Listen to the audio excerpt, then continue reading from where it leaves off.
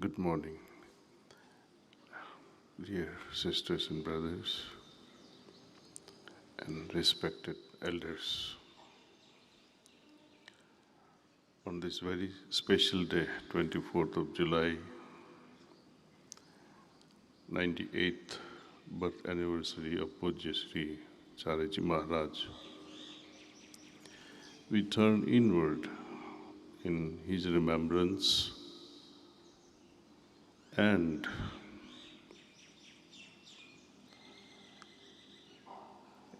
in honor and respect of his life, we dedicate our actions, our thoughts, our activities responsibly so that the heartfulness movement can touch every heart. It's not enough that we feel at peace, that we feel contented ourselves, experience various states of spirituality. It's our solemn duty also to spread this for the benefit of everyone.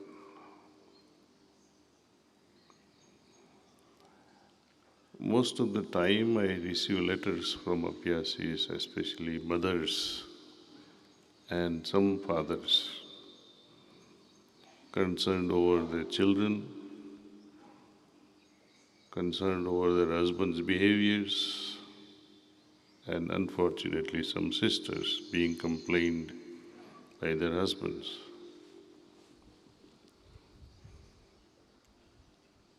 Numbers of addictions are taking hold of our youth especially. And I don't think that even adults can escape some sort of addiction. The nature of addiction changes.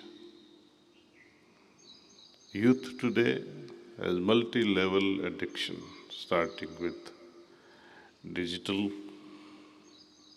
addiction,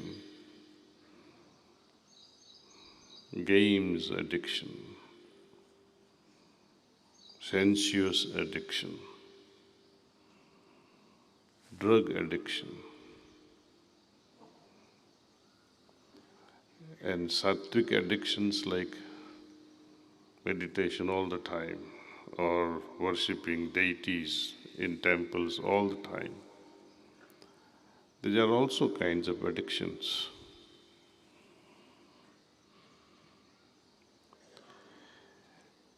I recently heard a declaration, what we call Kashi declaration it's an effort by the sports minister, Sri Mansukh Mandaviya-ji. I think it was on 20th of July, such a declaration was made during the youth spiritual summit. And a lot of our youth members participated at Kashi. And our Honorable Union Minister, Mansukh Mandaviya-ji, acknowledged the presence of heartfulness and our involvement in how we can make drug-free Bharat. It's a limited vision, but I like to say how to make addiction-free Bharat, not just drugs,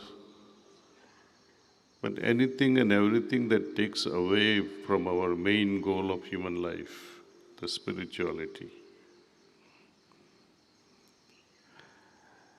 This declaration is a kind of sankalpa, a kind of a determination. And in our heartfulness language, I would like to say, it is a prayerful submission to the Lord, promising what we always promise in the evening, just before going to sleep at night. Please forgive us for all the wrongs committed. And that's not enough. We promise that I will not do this again.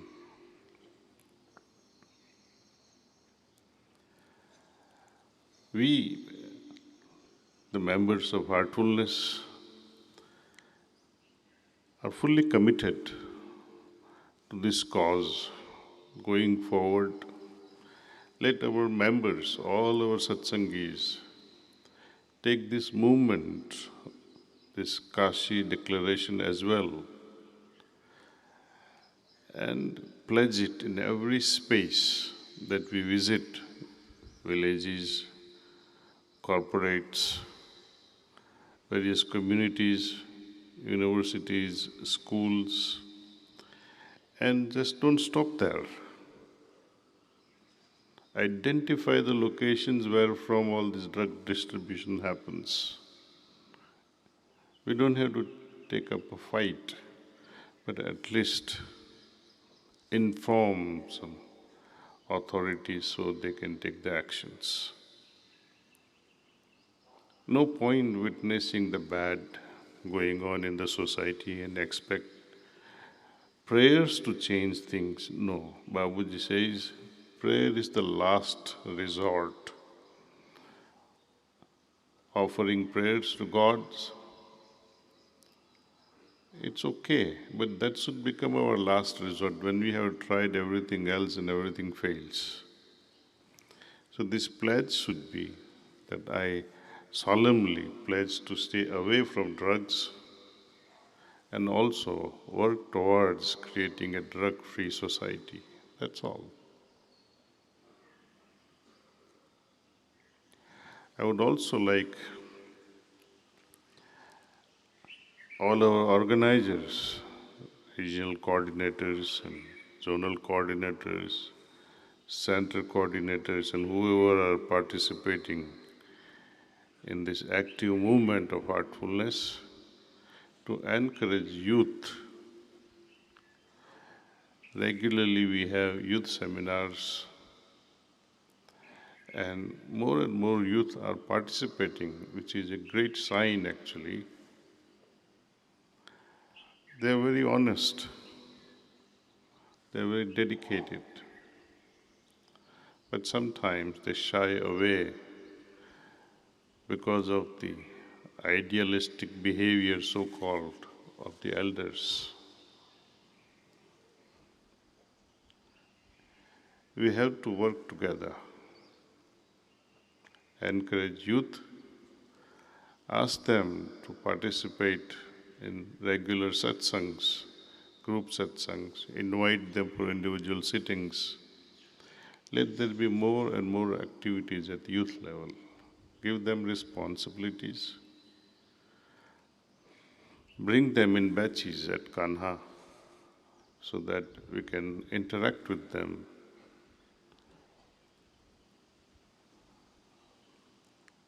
When you do bring youth from your center in batches, please inform me ahead of time so that I can also know all your members, especially youth, and interact with them. There is no point saying we came and we left without meeting. At least inform me. So with this, I would like to close this morning session unless there are announcements.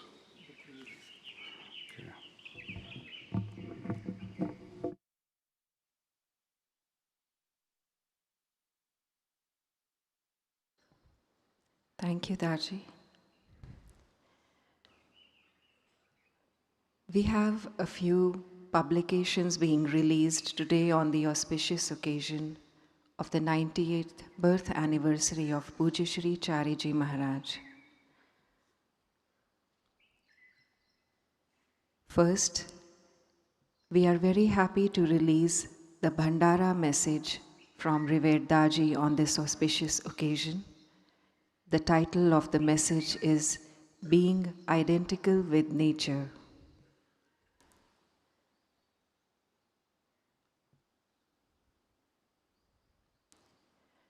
In this profound message, Revered Daaji shares his thoughts on love, growth, letting go, and giving freedom.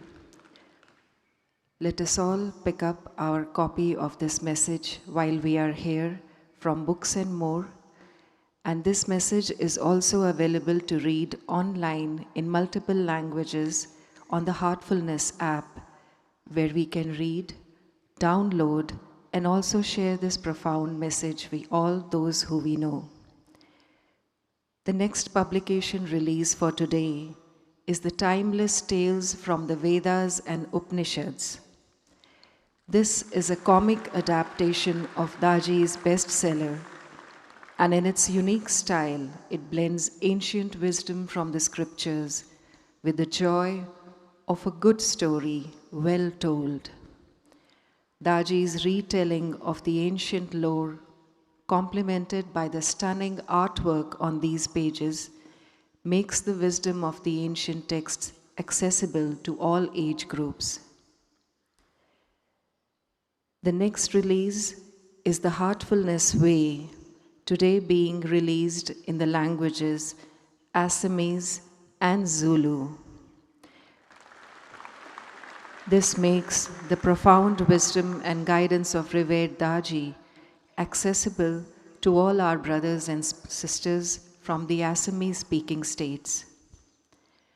We are very happy that today we are launching the Simple Heartfulness Practices booklet in English, Hindi, and Thai. This simple heartfulness practices comes with a few edits suggested by Revered Daaji, and we urge one and all to pick up these copies, share with the new seekers who are being introduced to the heartfulness system. We are very happy that today we are releasing The Spiritual Anatomy by Revered Daaji in the language Italian.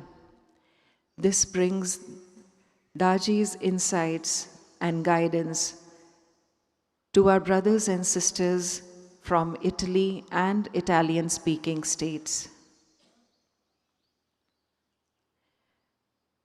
We encourage all our brothers and sisters who are watching this live from Italy to place an order for their copies of The Spiritual Anatomy in Italian on hfnlife.com and pre-order their books. We next have an exciting and important announcement on the completion ceremony, which happened on the 21st of July, of the world's largest afforestation project using rain gun technology in the Taranga Hills. Let us all watch a short video as well that will play in the background.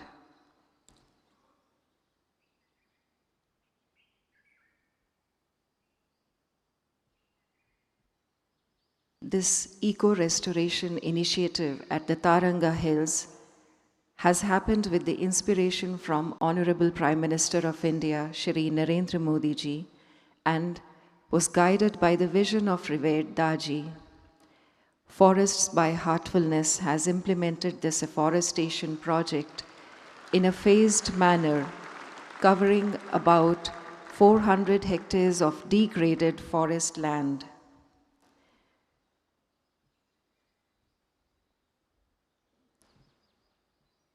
The Taranga Hills are part of the ancient Aravalli mountain range, and this region holds immense ecological and cultural importance.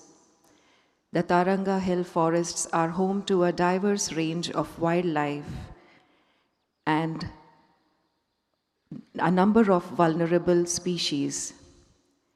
In recognition of its ecological value and the presence of rare and threatened fauna, these hills were declared a wildlife sanctuary by the government of Gujarat. But unfortunately, the hills were becoming barren. And we are very happy that This deployment of rain guns in the world's most unique and first of its kind afforestation project has revived arid land with the help of cutting-edge rain gun technology. By simulating rainfall, this initiative is transforming dry terrain into a flourishing and self-sustaining ecosystem now.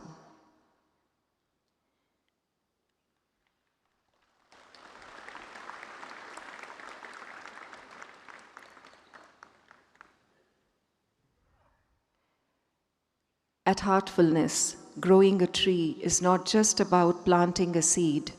The preparation starts much earlier, and it includes a certain osmosis from one heart to another. These words from revered Daaji have been the guiding inspiration for this unique initiative that has taken the world by storm. And as we can see from the images on the screen, what was once an arid land is now transformed into lush green forest land.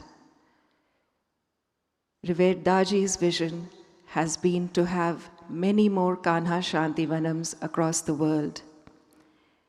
Though not exactly like Kanha, yet this green ecosystem reminds us of the beauty that hearts dedicated to the service of the Lord can bring.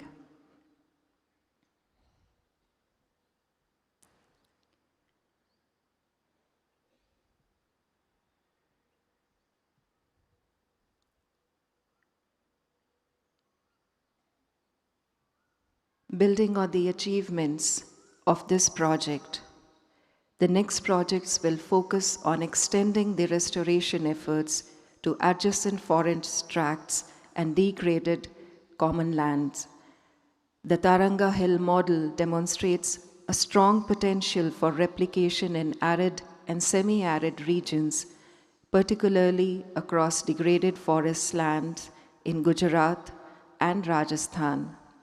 Let us all pray from the bottom of our hearts that many, many more such ecosystem restoration initiatives will line up with the efforts of Heartfulness, of Forests by Heartfulness under the guidance and vision of revered Daaji. We are very happy now to invite onto the stage to speak to us on the importance of intermittent fasting, Dr. J.V. Dikshit Ji.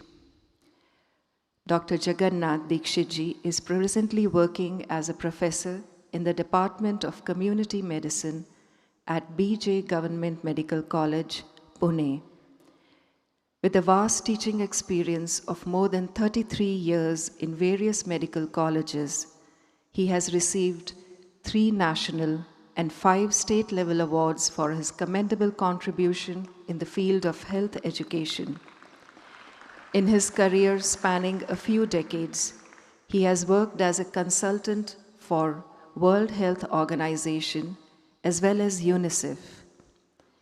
He has initiated the World Free of Obesity and Diabetes campaign, where, through social media like WhatsApp, Facebook, and Telegram, lakhs of members from 41 countries are benefiting directly from this campaign. He is the chairman of the Association for Diabetes and Obesity Reversal Trust, which he has founded for realizing the aim of a world free from obesity and diabetes. He has also been invited by the Honorable Prime Minister Shri Narendra Modi Ji to deliver special lectures for the Prime Minister's office, Special Protection Group, and MPs under the Fit India campaign. We are very happy to share that he is the world record holder of the longest diabetes awareness campaign by an individual and has been recognized by the World Records Community, USA, in September 2023. We now invite Dr. Dikshit Ji to please come and speak to us on the importance of intermittent fasting. I feel blessed to be on this pious platform in front of revered Daaji ji. And I'm talking to all of you about a simple lifestyle that can help you to lose weight and revert your diabetes. I know today I'll be talking for about 15 minutes. It will be sensitizing you about the lifestyle. And if you visit my YouTube channel, Dr. Dikshit Lifestyle, or my website, drdikshitlifestyle.org, you will get many lectures and you can go through all those lectures later. I'll be here up to evening, so if any diabetic patient or obese patient wants to talk to me, I'll be very happy to help. So you know that obesity and diabetes are lifestyle disorders, and they have resulted because of our deranged lifestyle. And if the disease has happened because of deranged lifestyle, the solution also should be improving lifestyle. It cannot be medicines. And if we principally accept this, then we have to try lifestyle to tackle these problems. And I'm very happy that with the blessings of Revered Daaji, we are initiating obesity and diabetes free Kanha campaign. And I'm grateful to Dr. Kishore of Kanha Medical Center for taking initiative in this. And he will be guiding all of you at Kanha. I dedicate this lecture to my mentor, late Dr. Shrikant Jiskar, because of whom I started myself this lifestyle and got benefit. Now, every third person in India is having abdominal obesity. And it's a very common problem that we feel that if somebody is having a belly, then only he is healthy. So it's very common that we find. Similarly, diabetes, if you look at diabetes, type 2 diabetes, 11.5% people in India above the age of 20 years are diabetics. 15% are pre-diabetics. 24% have hypertension. So you can understand how much sick society we are. 12 crore diabetics in the country, half of them don't know they have diabetes. So the major flaw in our understanding of diabetes, if I ask somebody what is diabetes, he will say that my sugar is more, so I'm diabetic. But sugar is the result, and the cause behind it is a hormone called insulin. If you don't have insulin in your body, you will get type 1 diabetes. The diabetes happens in childhood, diagnosed in childhood, and this child may eat 10 kg of food every day, but he will not put even a single gram, because the insulin is required to put on weight, to put on fat. So if you don't have insulin, you are type 1 diabetic. If you have too much of insulin, but it is not working properly, you get type 2 diabetes. And I'm very sure many people sitting here would be having diabetes, and they got it at 40, 50, 60 years of age. That is type 2 diabetes. Unfortunately, most of the people are having type 2. Out of 100 diabetics, 96, 97% people are type 2 diabetics. So if insulin is the cause, we must understand about insulin.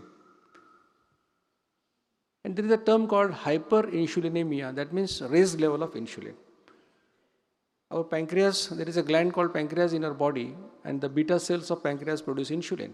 If the insulin is more, technically it is called as hyperinsulinemia, and it is bad for health.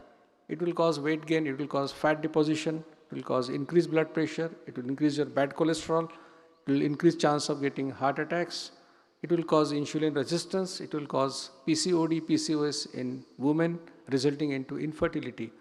And it will result into type 2 diabetes. It will also result into some cancers. So in the world, all the doctors agree that having more insulin in body is bad. All of us know that. If it is insulin that is causing problem, the principle behind this lifestyle is if your insulin is more, you become obese, you get insulin resistance, and then type 2 diabetes. So the converse of it, that if you can reduce your insulin level, you will lose weight, you lose your fat, you will become insulin sensitive, and your diabetes will get reverted. If it is about insulin that is causing all the problem, let us understand how it is secreted in our bodies. So I told you that it is the pancreas, the beta cells of pancreas secrete insulin. But there are two ways in which it is secreted. One is called as baseline secretion. And by that I mean 24 hours, your pancreas would go on secreting small amounts of insulin. And that amount is about 18 to 32 units per day. And the peculiarity of the secretion is it is involuntary in nature. Means you don't have any control over it. It will happen. It is necessary for your survival. The second mechanism or second way of insulin secretion is every time you will eat, you will secrete insulin. With every eating episode, you will secrete insulin. And it is expected that out of the total insulin that you require in a day, 50% should come by baseline and 50% by your eating episodes. And the insulin that is secreted because of eating episodes has three peculiarities. One, that every time you will eat, you will secrete a particular amount of insulin, which is different for different people. So 4 people given one apple of 100 gram, one may secrete 5 units, other may secrete 10 units, third may secrete 15 units. So it is different for different people. Second peculiarity is it is independent of the quantity of food consumed. And whether you eat less or more, you will secrete similar amount of insulin. And third peculiarity is because it's a cyclical process. And once your body will utilize the raw material, it will take 55 minutes more to recollect all those raw materials. So you secrete insulin, then you will not secrete it for the next 55 minutes. So this is in short about insulin secretion. Now what is the function of insulin? Insulin is a conserving hormone. Insulin is a hormone that will store energy in your body. It will store fat in your body. It is responsible to utilize the end products of digestion. Now whatever food items we eat, ultimately we are eating only 3 food items or food constituents, and that is carbohydrates, proteins and fats. Now after digestion, carbohydrates are converted to glucose, proteins are converted to amino acids and fats are converted to fatty acids. And insulin is responsible to utilize these end products of digestion. Your bodies are made up of crores of cells, and every cell requires energy to function and survive. And if you add up the energy requirement of all the cells, it is your energy requirement. And we say on an average you require about 2000 calories. And how do you get these calories? You have 2 legitimate fuels to burn. One is glucose. If you burn 1 gram of glucose, you get 4 calories. The other fuel is fatty acid. So if you burn 1 gram of fatty acid, you get 9 calories. So by burning fatty acid, you get 2.25 times more calories than burning glucose. And that's why all the cells of the body are happy burning fatty acids. But in these 2 fuels, there is a priority. Because glucose cannot be stored indefinitely, it must be used first. So when in blood there is glucose, fatty acid will not be touched. So that is the priority. Now, what is the function of insulin? When the glucose is in the blood, the glucose, you will feel that the blood circulates in the body. And so what should happen? Glucose in the blood should go to the cells and cells should use it. But there is a problem. Because on every cell there is a lock, technically called as insulin receptor. So unless and until these receptor locks are opened, glucose cannot go to the cells. So the first function of insulin is to open the receptor locks. It is the key that opens the receptor locks and makes glucose go to the cells. Now the glucose will go to the cells would utilize it. But because of our diets, we eat a lot of carbohydrates, 80-85% carbohydrates. There is almost a flood of glucose in blood after digestion. So once the cell's requirement is over and still there is more glucose, insulin converts that extra glucose into a substance called glycogen and stores in your liver. And you can store about 100 grams of glycogen in the liver. And the purpose of storing glycogen is, suppose your meal time is 9 in the morning and you don't get anything to eat. Now for 4, 5, 6, 7, 8 hours, though you don't eat, your brain is working, kidneys are working, heart is working, so they require energy. At that time, body will take out 100 grams of glycogen, break it down and give you 400 calories. That's why nature has made provision to store glycogen. So these are 2 functions of insulin. But the third function of insulin is very important. After these 2 functions are over, and if still there is more glucose, which is normally there because of our diets, insulin will convert that extra glucose into fatty acids and stored in your body as fats. So you don't have to eat oil, ghee or butter to become obese. You can very well do it by eating idli, rice and chapati. Because the glucose present in the wheat, rice, jawar is converted to fats. So we have reached the first aspect of the principle that more insulin makes you obese. More insulin causes weight gain. Now how it causes insulin resistance and type 2 diabetes, let us understand it. For that we have to go back to the history of human beings. And when human beings came on earth, we were living in jungles like any other animal. And we lived in jungles for 6 lakh years. That's quite a long time. Last 10,000 years we are out of jungle. Out of that 6,000-7,000 years we know agriculture. So when you in your jungle, what you are eating? No rice, no chapati, no idli. But these are all new things. So like any other animal, you were killing animals and eating. That was the only thing you knew that time. And you want to kill the animal, you have to run behind the animal. The animal won't come to you at 8:30 in the morning and say, boss, your breakfast time. Nature is not very kind, it's very cruel. So you will run behind the animal, not only run, but run faster than that animal. And even if you kill the animal, you should be lucky. Otherwise, a tiger or lion will follow you. And you have to run away. If that is the situation of your day-to-day eating, can you have the luxury of a bed tea and breakfast and fruits and ice cream and whatnot?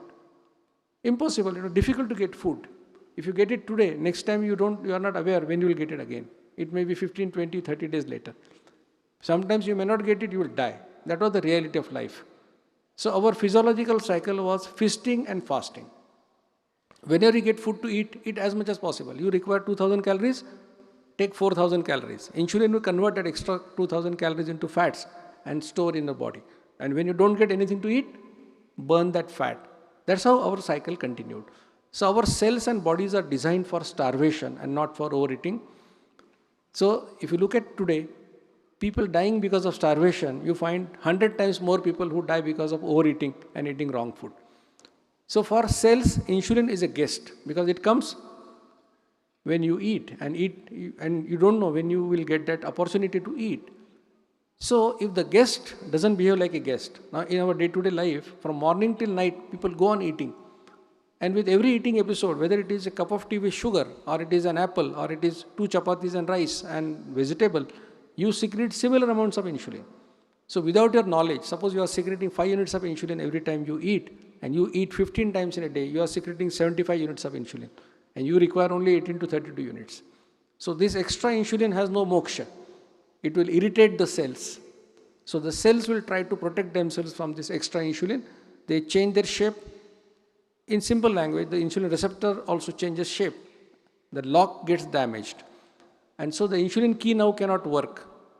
So the person who was secreting 5 units of insulin, because of the locks getting damaged, brain will make it 10 units. Then it will make 15, 20, 30 units like that. This is called as development of insulin resistance. And at the end, what will happen is your blood will have a lot of insulin, lot of glucose. But now resistance has increased so much so that glucose cannot go to the cells. It is trapped in the bloodstream and passed through the urine. And because there is so much glucose in the blood, body cannot utilize the second legitimate fuel, that is fatty acids. So it cannot use glucose, it cannot use fatty acid. It resorts to the third fuel, that is amino acids, which is in proteins, which is present in the muscles. Using proteins or amino acids and energy is like mortgaging your house.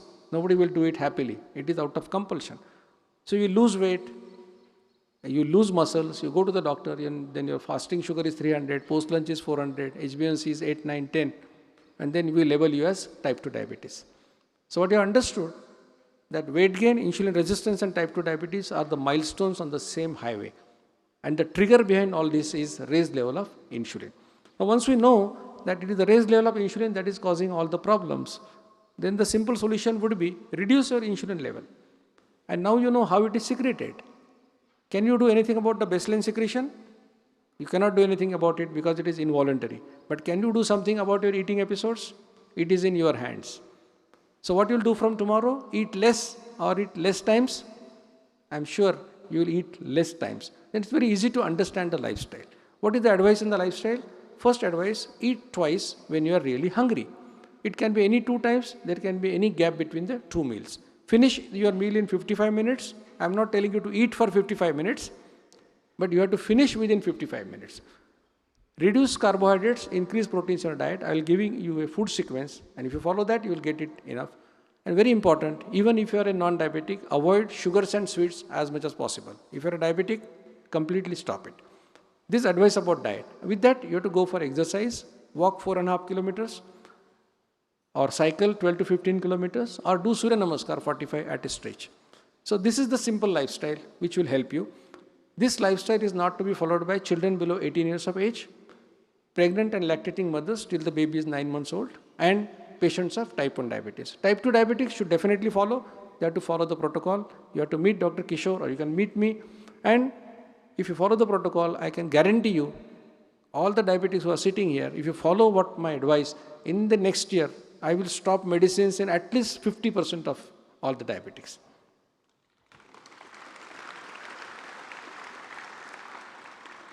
Is there any support to what I am saying? Ayurveda says, Dvau kal bhunjita, means eat twice when you are really hungry. Ayurveda says the way you lit Agnihotra twice in a day. Similarly, eat twice when your Jataragni is at its peak. In Vedas it is written, if you eat twice, you get the punya of fasting. In Jainism, there is a concept called Basana. Basana is Be Asan. Sit twice and eat twice, that is advice. Gautam Buddha told to followers that if you want to be healthy, skip dinner, because he was a yogi. What is written in Mahabharata? The one who eats once gets health, the one who will eat twice gets strength, one who will eat thrice will get disease, and one who will eat 4 times will definitely die. These are our religious books. We read, we don't understand. And this saying, this is there in all languages. The saints have said that if you eat once, you are a yogi. If you eat twice, you are a bhogi like all of us. And if you eat thrice, you are a... All of you know this. It's not rocket science. And in Kannada, they are saying that if you eat 4 times, then 4 people will carry you. Now, what to eat in this lifestyle? For that, you must know whether you are a diabetic or pre-diabetic or non-diabetic. And for that, we require 2 tests to be done. One is called HbA1c, that is 3 months average blood glucose. Up to 5.6 is normal. 5.7 to 6.4 is pre-diabetic. 6.5 onwards is diabetic. And the second test is fasting insulin, not sugar. So fasting insulin up to 10 is normal, more than 10 is pre-diabetic.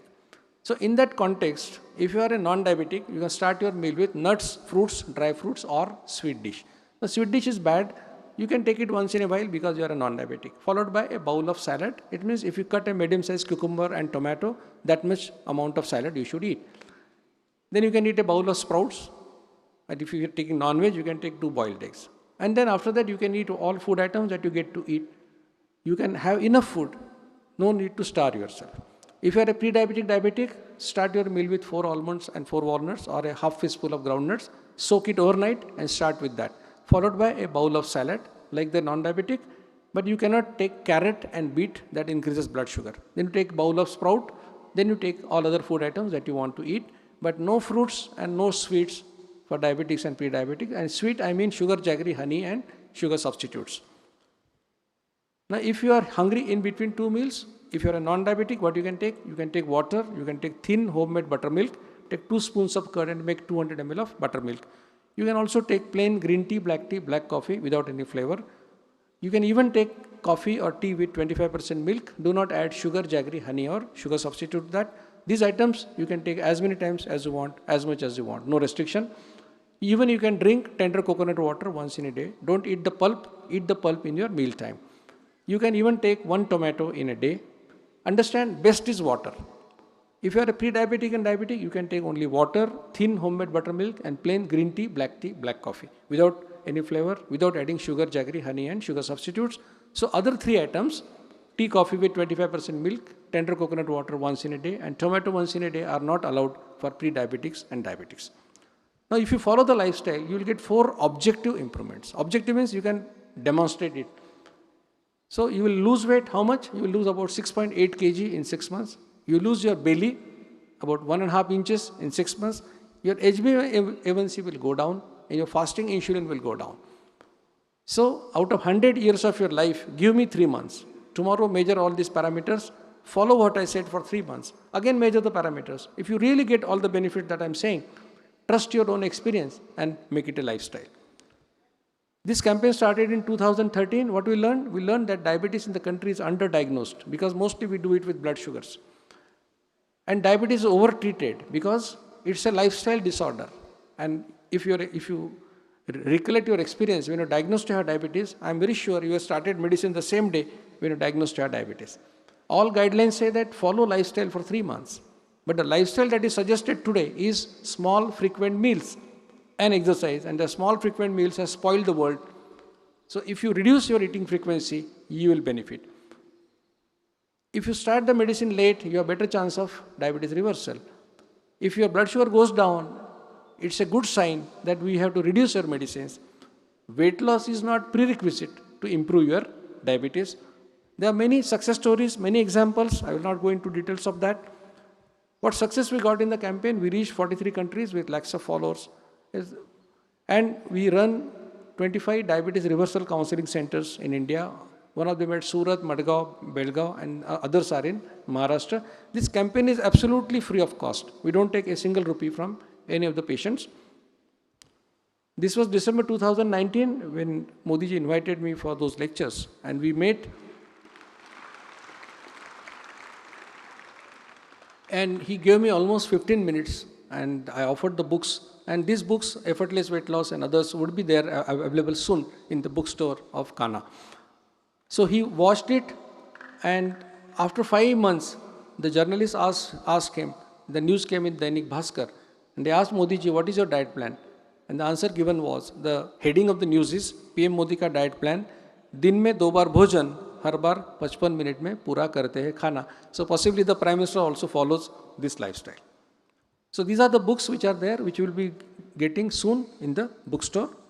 There is a YouTube channel called Dr. Dikshit Lifestyle. I request all of you to go to the channel so that there are more than 400 videos which are there. And it will create a hope in the minds of diabetics and obese people that yes, with lifestyle they can revert it. You can help us. What do I expect from you? Very important. Don't trust me. Trust your own experience. And to get experience, you must experiment. Experience doesn't come out of reading books.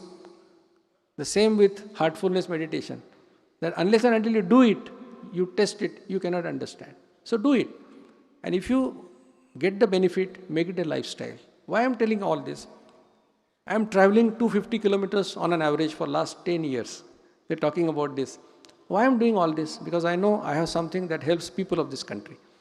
And if it is so, and if I am not going, then it is a social crime that I am doing. In this country, there are 12 crore diabetics.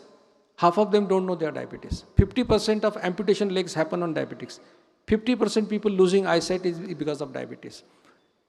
Even if you take a tablet like metformin 500 milligram twice a day, you spend 300 rupees a month. And 70% of India's households even don't have income of 5,000 rupees a month. Imagine a middle class family where a 55 years old man, breadwinning member of the family, we cut his leg because of diabetes and he will be on the bed and survives for 15 years. What will happen to the family? That middle class family will become a below poverty line family. In this dark scenario, somebody is telling you a lifestyle that is free, doesn't require doctor, expert, machine, powder. It is supported not only by Ayurveda, Veds, saints, tradition, culture of this country, but also supported by modern medicine. Not only that it will cause weight loss, but it will prevent diabetes. If you have diabetes, it will revert diabetes. It will help in prevention of cancers. Then I think as a responsible citizen of this country, it is our duty to give it a try. I am not saying trust, but give it a try. And if it works, make it a lifestyle. Join this campaign, because this campaign doesn't belong to me or my mentor, late Dr. Jiskar, or my 150 coordinators who work with me.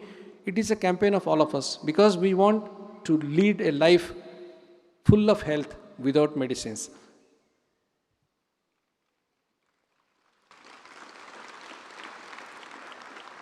And very important thing that I feel blessed with Daaji giving this opportunity, that we want that everybody who comes to Kanha and those who are residing in Kanha, they should be free from obesity and diabetes. So we are starting this initiative, and in this initiative what will happen is, in August, maybe from 4th of August to 14th of August, we will be organizing diagnostic camp for HbA1c and fasting insulin, so that we know how many people are really diabetics, pre-diabetics and obese. And then they will be guided properly with the lifestyle.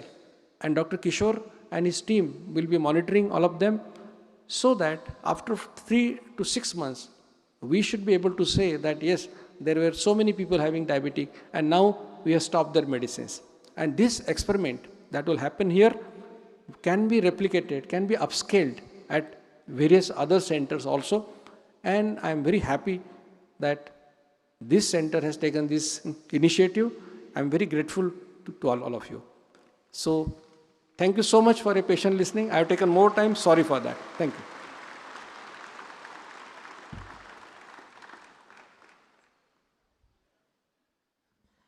Thank you, Dr. Dikshit, for this most informative session. Let us all join hands and make Kanha a diabetes-free, obesity-free center. We thank Revered Daaji for his presence here for the morning session.